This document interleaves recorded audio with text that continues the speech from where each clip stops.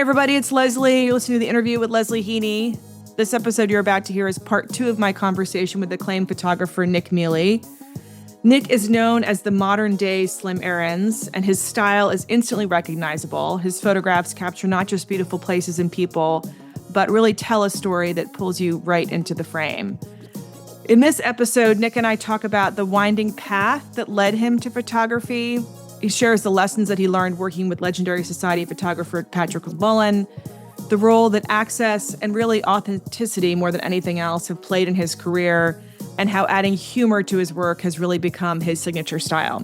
So this episode is one about creativity and resilience and finding your unique voice in a crowded field, in this case, photography, and something that Nick has done so incredibly well. I'm so excited about this week's sponsor, the 10 Mile Distillery. 10 Mile is an American single malt distillery based in the Hudson Valley, about 90 miles north of New York, and it is the maker of the award-winning Little Rest whiskey, made through a slow distillation process with all New York State grains by master distiller Shane Fraser from Scotland. And when I say award-winning, I mean it's earned a 95 out at the whiskey competition in San Francisco and a 96 at the New York International Spirits Competition. This is delicious. If you do not believe me about how delicious this is, the good news for you is that if you're in the New York area, you can go visit this incredible and beautiful distillery yourself. It's set among the most beautiful apple orchard with beautiful views of the mountains behind. Stop by for a leisurely tour or tasting, or even enjoy an expertly crafted cocktail. They also have gin and vodka available. They also have this incredibly delicious Thai restaurant that is in residence there from Thursday through Sunday. To learn more about the distillery, you can visit them at 10miledistillery.com/theinterview. All orders will receive 10% off if you put in promo code THEINTERVIEW at checkout. So go to www.10miledistillery.com/theinterview to get that discount, that 10% off. I promise you, you will not be disappointed.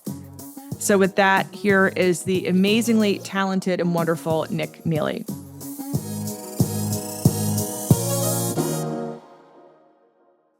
Before we get into the Newport piece, though, I kind of want to take it back a little bit and talk about you and all of your incredible photography. How did you always know you wanted to be a photographer? When did you sort of start developing that interest and passion? I mean, I've always been into art. Growing up, I loved to draw. I think somewhere in high school, I started taking some photography classes, and I realized I liked the immediate gratification. You know, you take a picture and develop it, and it's done. You don't have to spend hours drawing and things like that. And so I was really into that. And then I did a little bit in college. And then when all of my friends decided to go off to New York after college to get fancy finance jobs, I had no idea what I wanted to do. And so I decided to apply to a program at the International Center of Photography in New York, just as a reason to go to New York. So I did a 1-year program there and really enjoyed it. And I still didn't know that that's what I wanted to do as a career, but I started working for Patrick McMullan, who was a kind of the event society photographer in New York City, and doing that and trying to kind of figure out what I wanted to do with the rest of my life. The problem is my parents, were of that generation that says, do what you love, really, do whatever your passion is and stuff like that. And they failed to impart on me that I actually needed to make money at some point. How amazing though that you were able, you're like one of the rare few that's able to actually do that. Like your parents were onto something where, you've been able to do that and doing something you love and that you're so good at. Yes and no. I mean, that's a great gift, but at the same time, you kind of lack the urgency that is necessary at some point, that you actually have to pick something and stick to it and really dedicate yourself to a craft or whatever it is. And, I think if I could give any young person advice, it's pick something, really give it 100% of your effort. And if you find it's not working, you don't like it, you can switch lanes. But my problem was, especially in my 20s, is that I didn't really ever pick one thing. I had a million things that, oh, maybe I'll do this and maybe I'll do that. And so I never gave anything 100% effort. I gave everything about 15, 20% effort. And so nothing ever quite stuck. So I actually spent most of my 20s kind of floating. I even went back and got my MBA because I just really didn't know. I think photography scared me as I don't know how I'm actually going to make a career out of this. So maybe I should try this. Maybe I should Right. try this. So it really wasn't until I hit 30 and I had kind of run out of all my savings and I couldn't get a job doing anything. I ended up bartending and waiting tables. And so I was a 30-year-old with a wife and a kid on the way, waiting tables. And I had, you know, an undergraduate and a master's degree from Georgetown and a master's degree from ICP. And I, I was working behind a bar and I thought, God, this is really going to be a failure to launch if I don't figure anything out. And so I went back to photography, which was my original kind of passion. And really, that's when I gave it 100% of my effort. And that's when things actually started to work and succeed. So. Did you go back? Was that when you went back to work with Patrick McMullan, or did you at that point decide you were going to try to go out on your own? No, so I was working with Patrick right out of college while I was at ICP and right after. And it was kind of, that was the easy, low-hanging fruit, I guess, as far as photography work that I knew was there. I'd kind of met Patrick a handful of times. I knew a bunch of people who worked in his office and, I liked going to parties. So it seemed natural and easy. So I was doing it just as a way to do photography, but I never really loved event photography. I ended up doing it for quite a while on my own and with Patrick, but it wasn't really for me. But I did learn a lot from Patrick, and it was great. But it honestly, it didn't pay great. It wasn't my passion, but it was a great learning experience. What would you say? I mean, to talk about sort of like the lessons that you learned from him or from other photographers of kind of, because I think you're so talented in kind of capturing these rare moments. Did that come through experience, your eye? Was that something that you got direction on from working with Patrick or from other photographers that you kind of follow and admire? Well, it's funny because in preparation for our interview, I listened to a bunch of your other podcasts, and I listened to your podcast with Douglas Friedman. Oh yeah, it was great, and I found myself being very jealous because he talked about how when he first started his career, he assisted all these other photographers and learned a ton. And I think that especially in when he was doing it in the 90s and kind of when I was started, that was really the way to do it. That was, the only, kind of the only way you kind of figured out the business. And nowadays there's so many ways in, and so much you can learn online. But I was too scared, I think, to do that. I didn't really try to approach very many people. It was basically just Patrick, and I find myself being jealous of Douglas because I think he probably learned a ton of stuff that I never learned, and I kind of wish I knew at this point. So a lot of what I do has been self-taught, has been through experience, has been kind of trying different things. But as far as Patrick, what I learned from him. And for your listeners who don't know, Patrick McMullan, he's kind of during the 70s, 80s, 90s, early 2000s, he was the New York City event society photographer. I think he started off kind of shadowing Andy Warhol. And from there, he was the guy. If you were having a party in New York, you hired Patrick. And if you wanted to be kind of recognized as part of New York society, you sought out his photographers to get your picture on his website. And the thing that Patrick had, which I think a lot of event photographers don't have, is he just had this ability to just make everybody feel comfortable. Yeah. He would get strangers and grab them and, oh, you're beautiful, you're great, you guys would look great together, get together, let me take your picture. and he just had no fear to really go up to people and talk to them, and that was his real talent. I don't know that he was some fantastic technical photographer, but he was just so good at a party making people feel comfortable in front of the camera, and also acting like he was at the party. He was not a hired photographer. He was just a guest who happened to have a camera. Yeah. Because he Which captured as you said, he would kind of bring people together and grab you together with a group for a picture.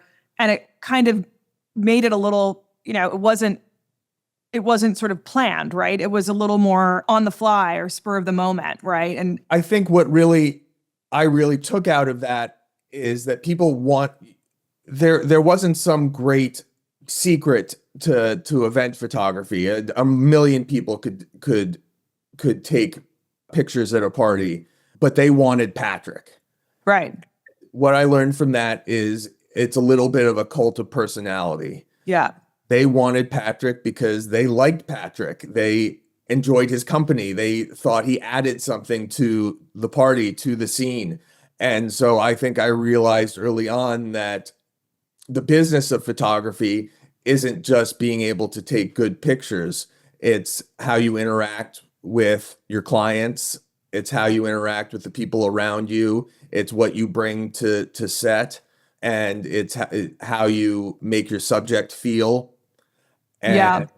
And I look at so many. I don't really do event photography at all anymore, but I look at so many event photographers, and they're dressed in all black, and they're kind of fading into the background and trying not to be noticed too much. And I never wanted to be that. I hated the idea of that. The thing that worried me about being a photographer is I never wanted to be seen as kind of less than, as the help almost. You look at a party, you see the bartenders and the waiters, and the photographer Yeah.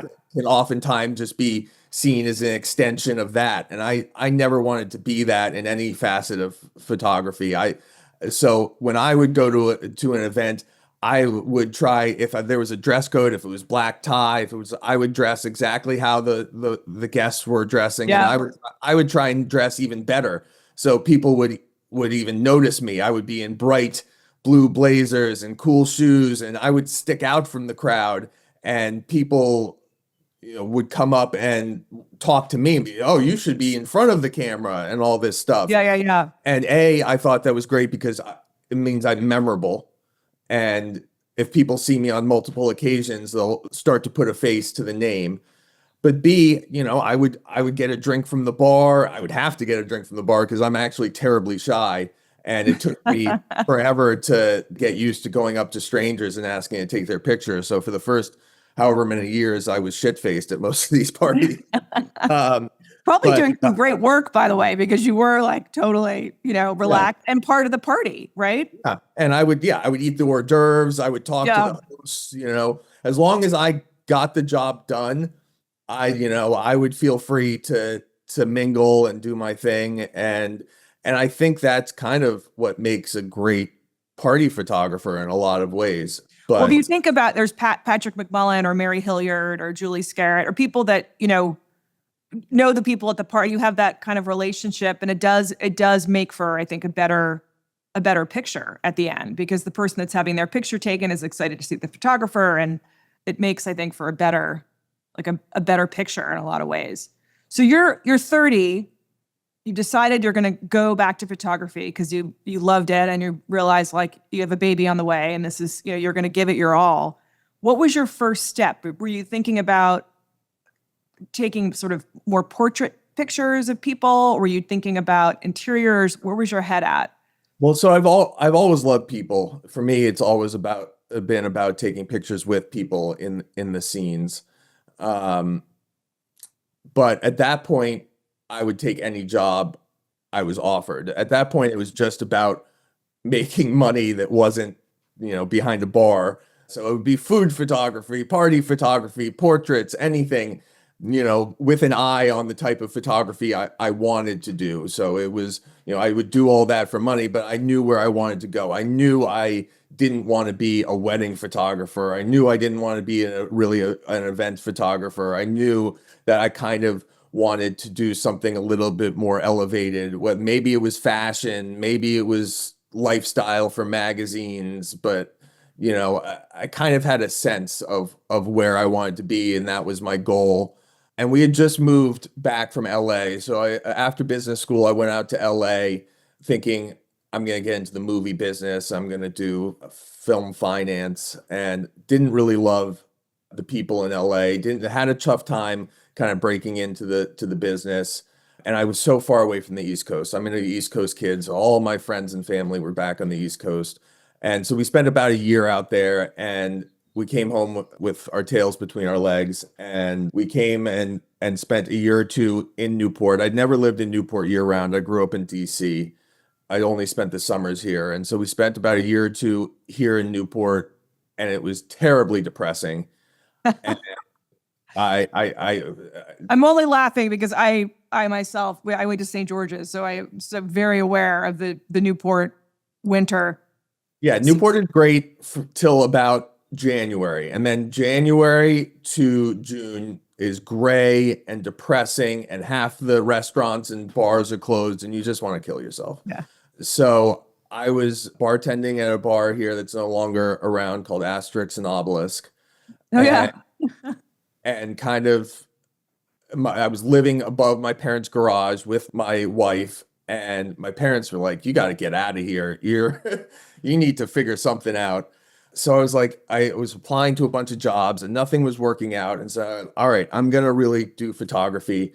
Should we move back to New York or the New York area? Because I didn't want to raise kids in New York. So should we move to like Connecticut, and I can commute into New York and try and do it there? Or should we move to Palm Beach, Florida, where I kind of spent a lot of my vacations growing up in winters, and I kind of knew I could get event photography work. I knew some people, and I thought it might be kind of an interesting thing. And so we decided on that, and it was actually the best decision I could have made. I was in the right place at the right time for Palm Beach and for my photography. I have a style, or I've developed a style that's, like you said, very much kind of Slim Aarons-esque. And I've always kind of documented that luxury lifestyle in these resort sort of towns. And I've always, for a long time, been very interested in the sociology behind these places and these people, having grown up in it and been around it and that sort of thing.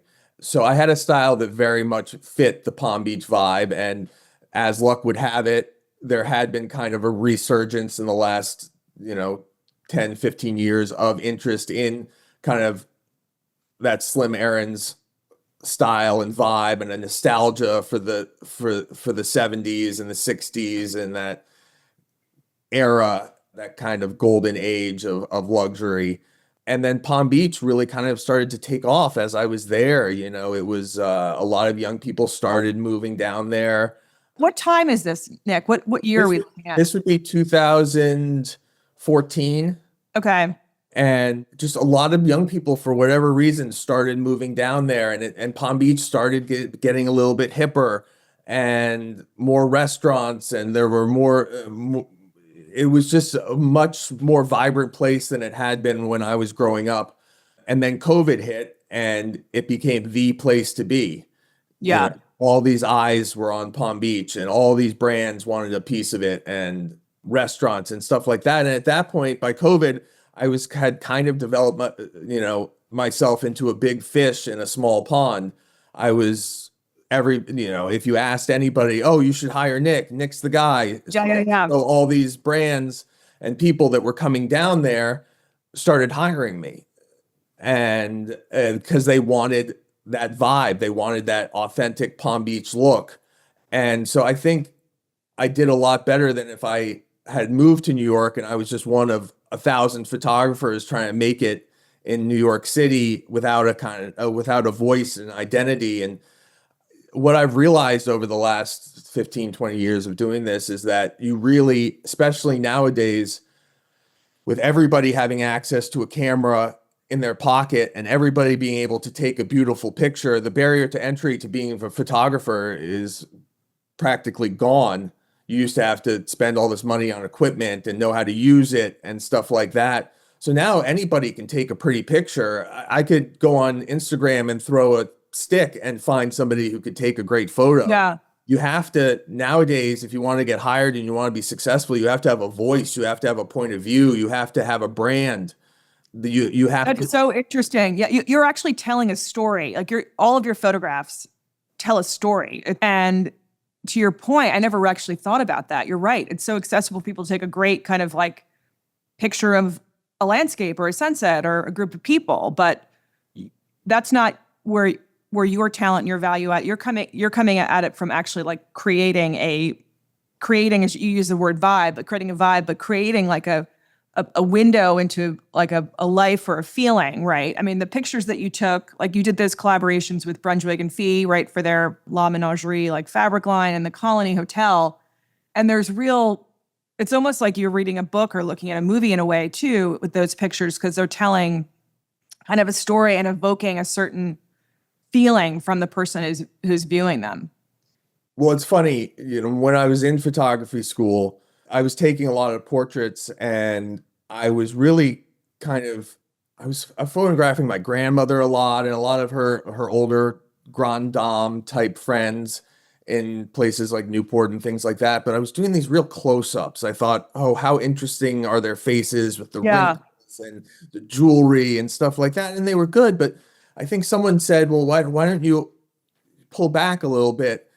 And I realized the spaces that they were in were just as interesting as these people, and that there were these fabulous rooms and things like that. And that told more of a story if you can do, an environmental portrait and kind of get more of the vibe, then that was more interesting. And then so I started looking at it as almost like you were looking at a scene from a play or a movie, and every element kind of added to it, especially if you're photographing someone who's not that interesting in of themselves.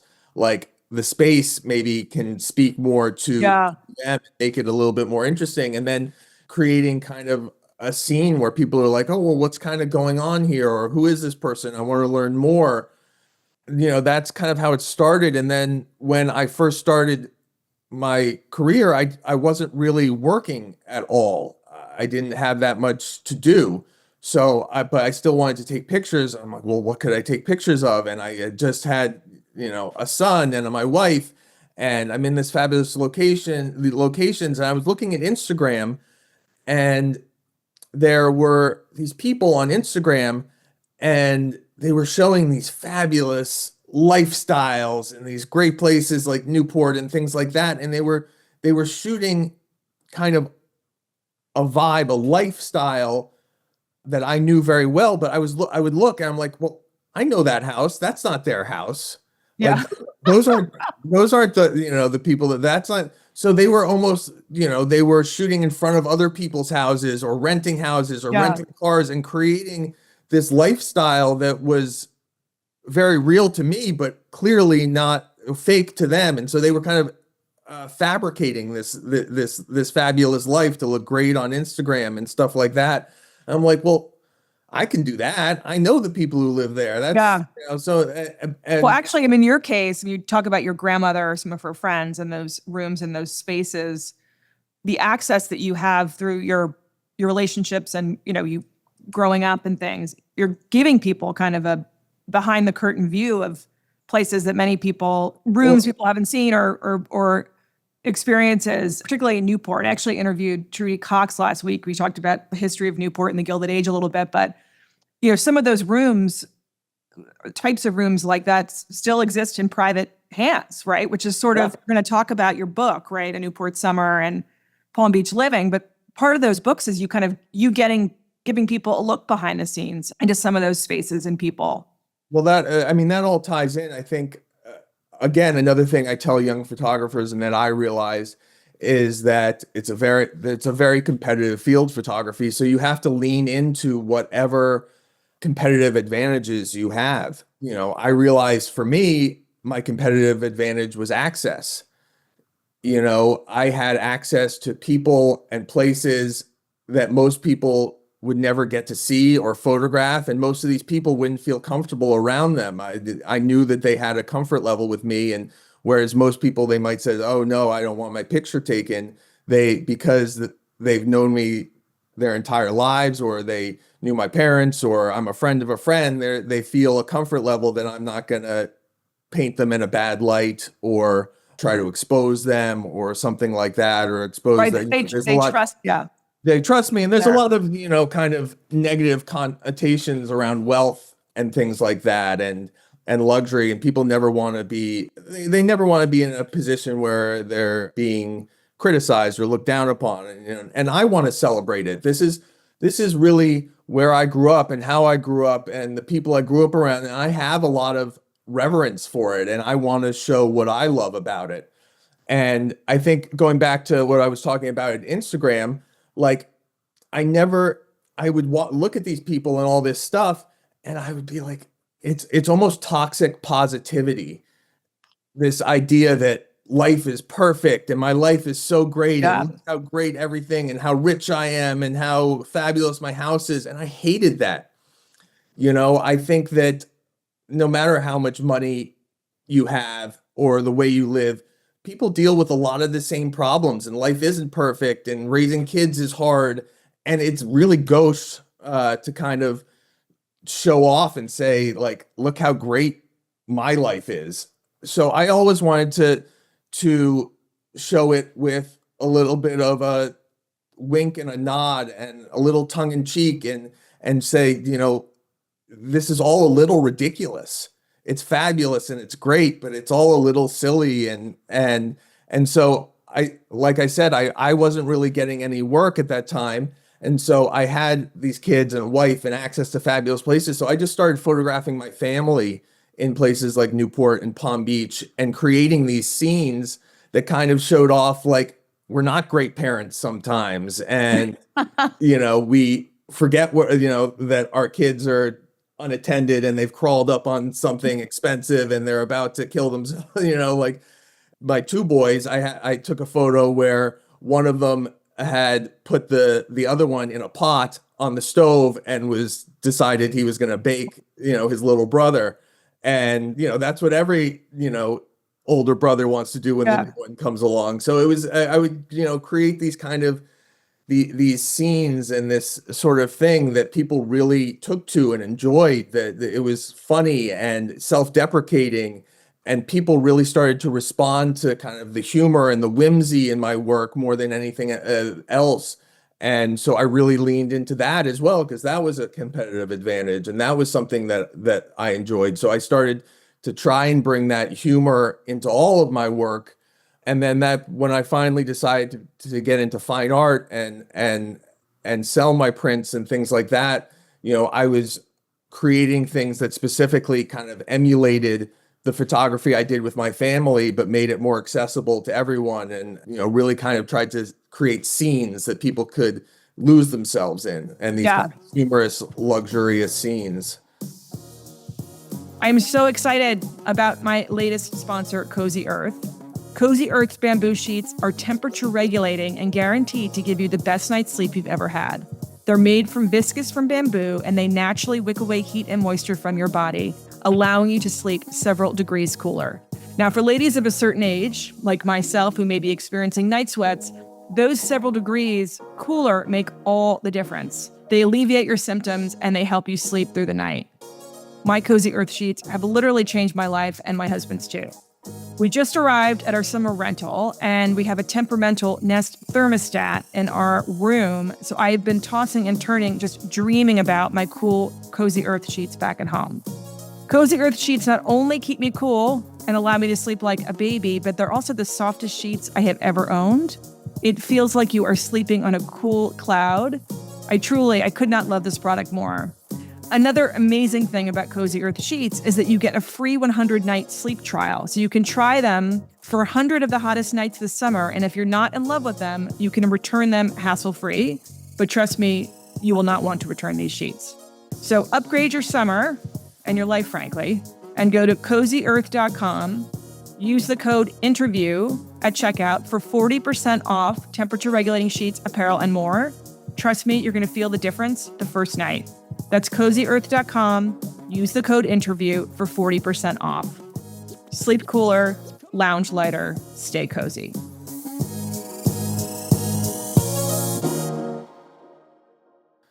Well, they're almost like, sort of like paintings in a way. And I mentioned like telling a story, but you really like the scenes, like if you look at your website, for example, like the landing page, you've got the picture of I don't know who it is because their back is to, I'm sure it is in the caption somewhere, but he's at a dining room table reading the paper and his horse is in the dining room, right? Like the whimsy of that, obviously he's a writer, maybe he's in Virginia. I can't recall where it was taken, but so speaking of the horse, this is just me. I've always been curious about this. You've got, for the Brunswick project, you had a monkey like on your shoulder.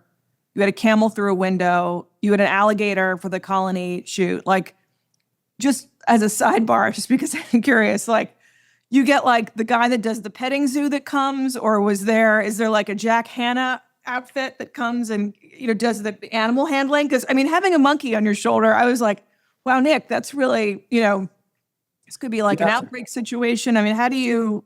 Is it I don't know when along the way I kind of became the animal guy. It just sort of happened. I think it started with the colony. I've always loved the idea of subverting normal expectations, so putting things where you wouldn't expect them and like I said, if you expect these people to be good parents, maybe show them being bad parents. If you expect, if you expect somebody to have a normal pet, maybe they have an alligator instead. And also it goes back to stories I heard growing up of these fabulously wealthy people who would be incredibly eccentric and have strange pets and have strange things like that. I actually, in Newport growing up, I lived right down the street from Doris Duke, and she had 3 camels on her property. She had camels, yes. She had 3 camels on her property in Newport, Rhode Island, and you would walk the cliff walk and you would look through the gate and you would see these camels just roaming around in Newport, Rhode Island. And so to me, that was so fantastic and so eccentric and so great and so fit into what I was trying to capture and show. And so when I finally decided to dive into fine art, I decided to start at the Colony. I love the Colony, and I love Sarah and Andrew who own it. That becomes 2 of my closest friends in the world. And so I said to her, it's a pet friendly, it's a dog friendly hotel. I'm like, well, what if the people staying there didn't have a dog? What if they had an alligator? So I thought that would just be great for this idea I had. And so I have a great producing partner named Kristen, and I put her on it, and she found a guy who had a ton of animals, and we rented an alligator for $2,000 an hour, the most expensive model on set. These are the details that I'm getting at, because there's that guy that would come to Newport, to the club that Nick and I go to there, and he was later arrested, actually. I don't know. That's a sidebar, but they would do animal night or pet night or whatever, and the alligator would come out, and they duct tape the thing. And I'm thinking, you must have had like a similar outfit in Palm Beach, bring in some guy from the Everglades. We found that guy, and that guy ended up having a ton of animals, a camel and all these other things, and a monkey and stuff like that. And so I started bringing these animals into the scenes. Especially you talk about the Brunswick and Fee thing. Their product line that we were launching was called La Menagerie, the menagerie, and it was all very much maximalists kind of animal print type things. And so I thought, well, what if the campaign is this family living with a bunch of exotic animals? Which, by the way, as you pointed out, happen in Newport, like at any time. Yeah, totally. 100%. So I mean, pretty soon, this is another barrier to entry, like I talked about with photography, that not everybody is going to go out and hire animals and spend money, but pretty soon, with AI, anybody's just going to be able to say, hey, put an elephant in my backyard. That's going to ruin anything that makes me special pretty soon. No way. But the Newport piece, so you mentioned seeing the camels through the gate, and I think sort of that kind of exemplifies maybe a little bit of the spirit of what you and Ruthie Summers, who was the writer, I think, on the project of A Newport Summer, and you were the photographer for it, and you guys did it together. But you were sort of trying to capture that, right? The sort of the view behind the curtain in Newport a little bit.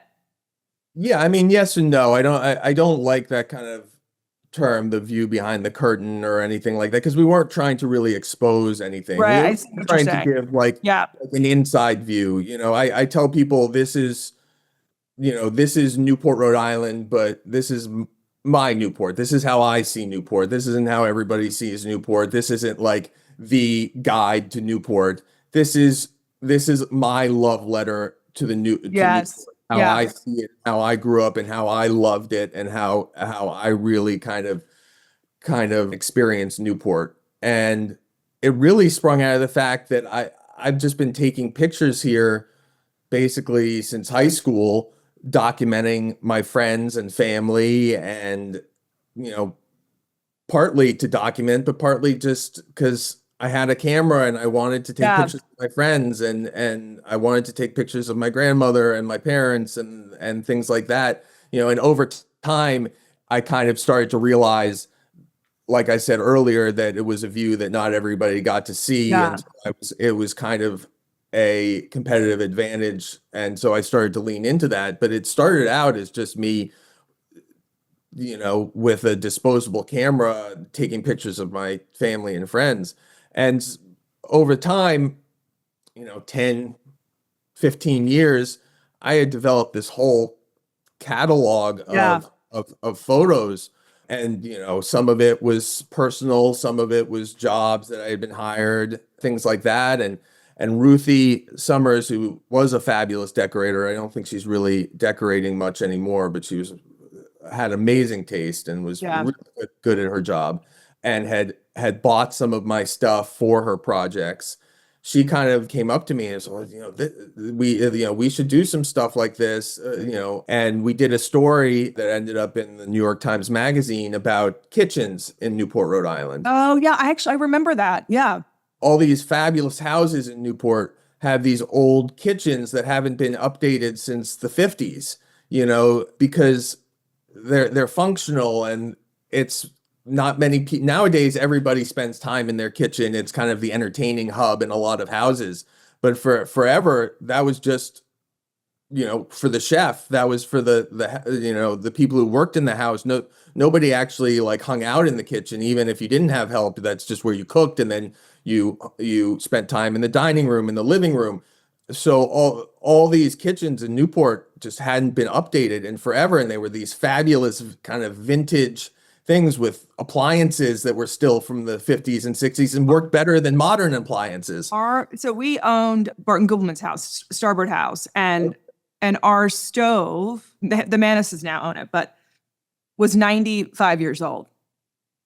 For real. And totally functional. It was just like at a salamander stove. I mean, it was gigantic. It was like this dark metal 95-year-old stove. Yeah, So- nowadays your washing machine's always, I mean, your dishwasher is always breaking down, and your oven needs to be fixed and things like this. All these appliances lasted forever. And actually that was, as far as Ruthie told me, was a drawback to us selling the story, because so many of these design magazines advertise with all these appliance companies and things like that. And we had all these old.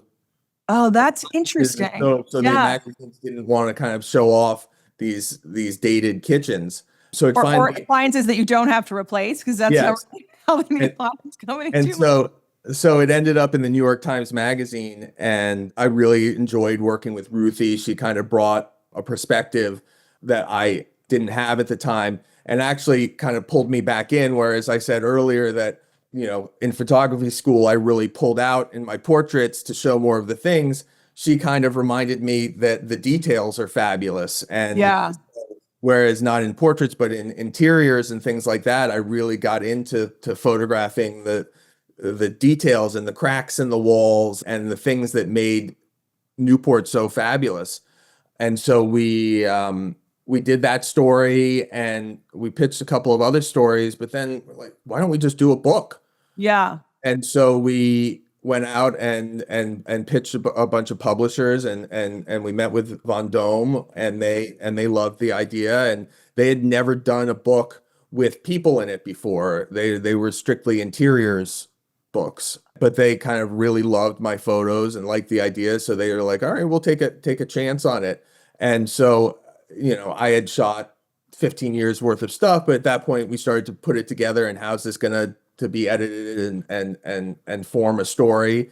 And we decided on it being like a summer's worth. So every chapter was June, July, August, September, and Newport has kind of a different vibe in each of those Yeah. months.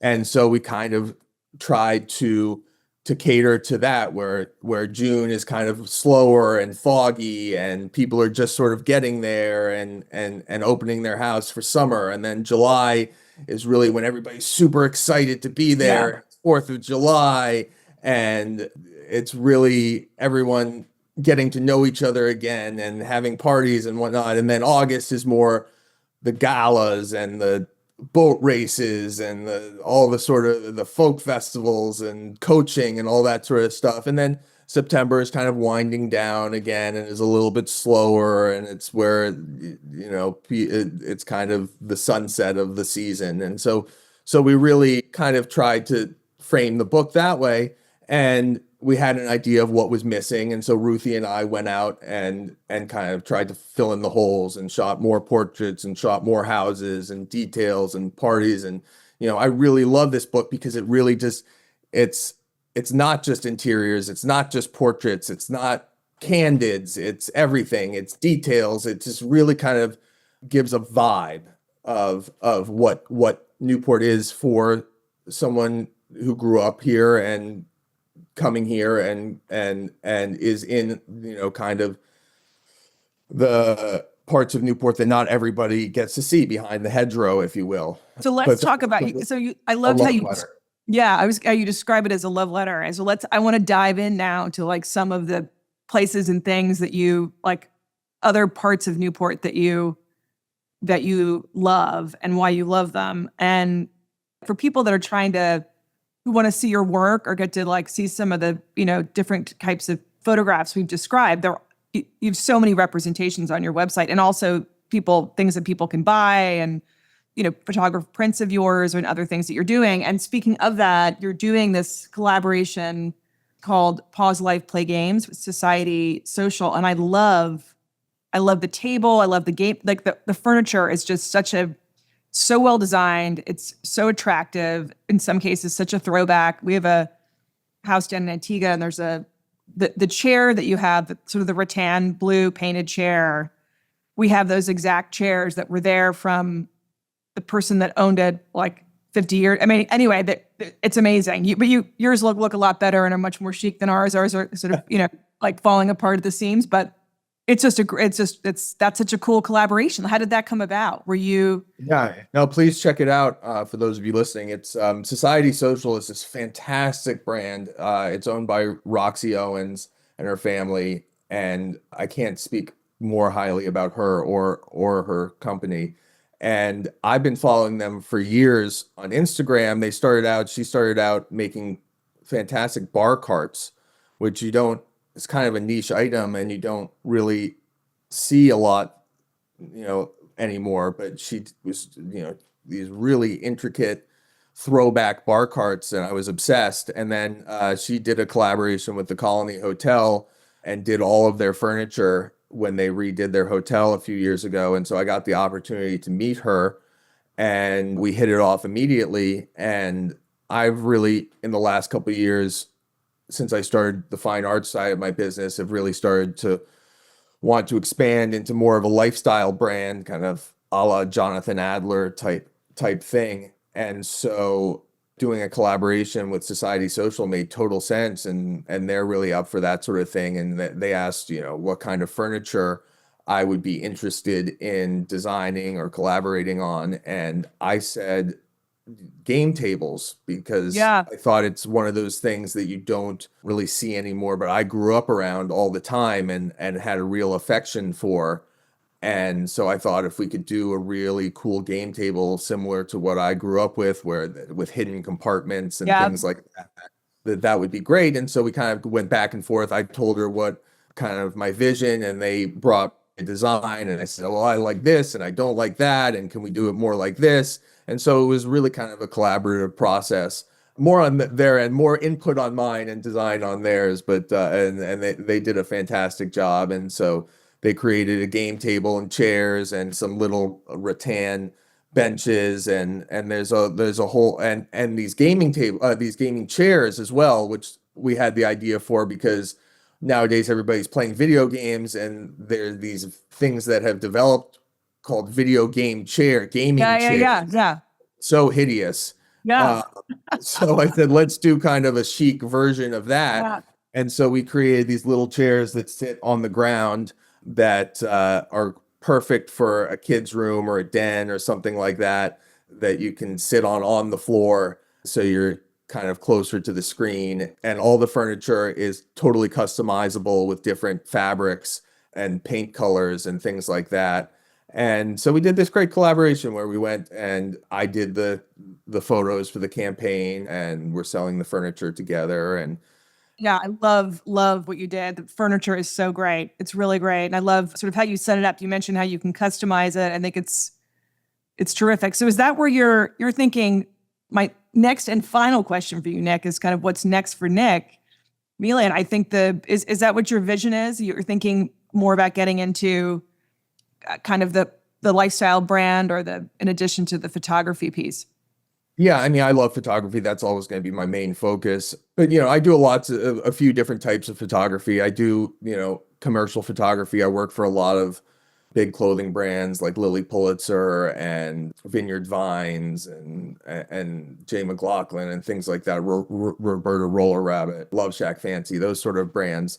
But that's not really my passion. And I do a lot of interior photography, which ties into, I mean, I love fabulous interiors. So I work for a lot of great interior designers and magazines and things like that. But I've really been kind of shifting my focus more towards the books, but also fine art, and really selling my prints and really being able to create these scenes and then sell them and go out and we sell them. I had a big show at Bergdorf Goodman last summer, 2 summers ago, and last winter, and they still carry my stuff in retail. And I have a bunch of I sell direct to consumer on my website, but it's also in person at a lot of retail outlets and sites like Cherish and Artsy and things like that.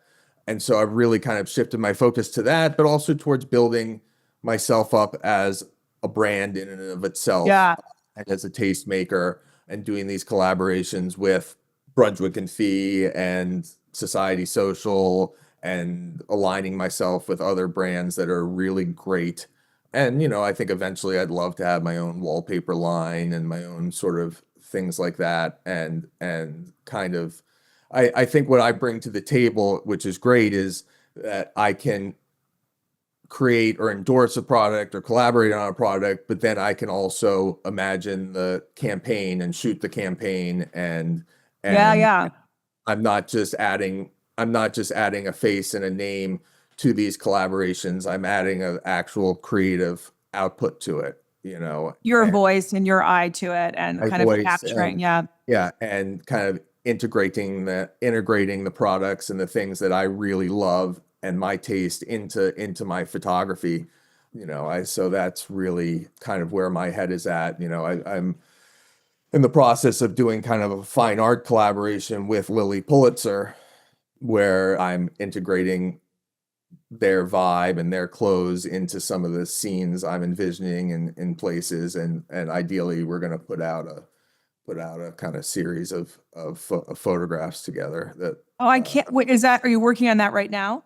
I'm working on that now. We haven't ironed out all the details, but I've started shooting it, and I have a great commercial relationship with them, shooting a lot of their campaigns and things like that, and the team there. So we're kind of aiming that towards the end of this year, early next year, and kind of pushing out those prints together as a team. I can't wait to see it, Nick. I can't wait to see it. It's going to be awesome. I love everything that you do. I love your photography. I love just your unique eye and whimsy and your perspective that you bring to the work that you do. And I am so grateful to you to taking the time to give people that are listening, all the listeners, sort of this kind of inside unique perspective of someone who loves Newport and has grown up there. And anyway, so nice to see you. And thank you so much. And Thank you, Leslie. Okay. And Okay. please let me know when you're up here. okay, I will, Nick. Take care. Have a great weekend. You too. Okay, bye. That brings us to the end of this episode of the interview. A huge thank you to Nick Mele for joining. I so enjoyed learning more about Nick's incredible career, and I'm sure that you all did too. Also, a big shout out and thank you to our summer sponsor, 10 Mile Distillery. I don't even like whiskey, except I love their whiskey because it's so delicious, and the bottle is so beautiful on my bar. So run, don't walk, and check out their products on their website, www.10miledistillery.com. Don't forget to use the promo code The Interview at checkout for 10% off. Also, a shout out to our sponsor, Cozy Earth. They have incredible sheets and pajamas, everything that you need really for back to school, for all of your college kids or even for yourself for a little fall refresher. And they're giving listeners of The Interview 40% off. So be sure to check out their website and all their amazing products. And don't forget to put the promo code The Interview in at checkout for 40% off. And as always, thank you all so much for listening. I really appreciate your support of the podcast. If you enjoyed this episode, please rate or review us on Apple Podcasts or Spotify or wherever you get your podcasts. We'll be releasing a new episode coming up this Wednesday. So until then, this is Leslie, and thanks for joining The Interview.